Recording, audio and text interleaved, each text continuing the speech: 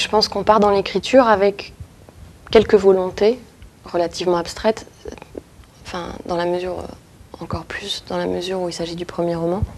Donc j'avais des envies comme ça, je ressentais des choses, je voulais une vraie action, je voulais une vraie histoire. En fait, je voulais écrire une histoire d'amour, ça j'en suis certaine. Je voulais l'installer dans une époque historique,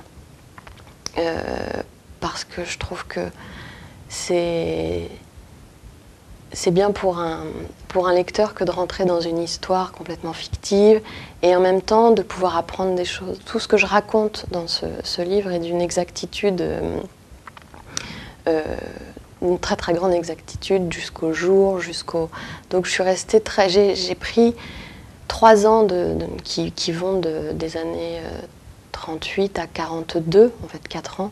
4 années que j'ai étudiées minutieusement, pour lesquelles j'ai fait de très très nombreuses recherches. Et puis dans cette espèce de toile de fond, parce que ça n'est qu'une toile de fond, j'ai inscrit mes personnages qui, eux, sont le sujet de mon roman.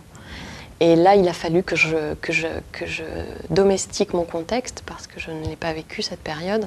Et volontairement, j'ai fait des choix de choses que j'ai racontées, qui relèvent pour moi de l'intimité de l'histoire et pas de grandes dates ou de grands mouvements qu'on peut apprendre dans les livres d'histoire. Donc mon point de départ a été d'écrire une histoire moderne, avec un contexte historique, mais ça aurait pu être beaucoup plus récent, ça aurait pu être plein de choses. Et il s'avère que dans mon histoire, j'ai eu besoin de remonter dans le temps pour les besoins de l'intrigue, et je me suis arrêtée à cette Seconde Guerre mondiale. Et ce qui me semble toujours très, très intéressant, c'est ces hommes qui partaient à la guerre et qui revenaient, pour certains, entre 2 ans, 5 ans plus tard, et qui retrouvaient une famille qui les avait attendus. Donc ça m'a intéressée. Je voulais trouver un conflit, quelque chose un conflit dans une histoire d'amour, et voir comment on peut le résoudre et voir comment il peut se résoudre. Ouais. J'ai pas souffert émotionnellement en écrivant ce livre.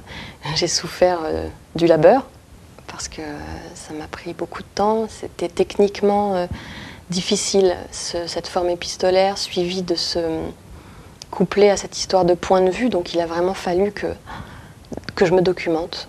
Ce livre représente un aboutissement, ça c'est certain, parce que plusieurs fois je l'ai arrêté. Et plusieurs fois j'ai cru ne jamais m'y remettre, comme la énième histoire commencée mais qui ne valait pas la peine. Et aujourd'hui, voilà, je me retrouve avec un livre, donc quelque chose qui existe, quelque chose que je suis fière de montrer pour le moment aux gens que j'aime.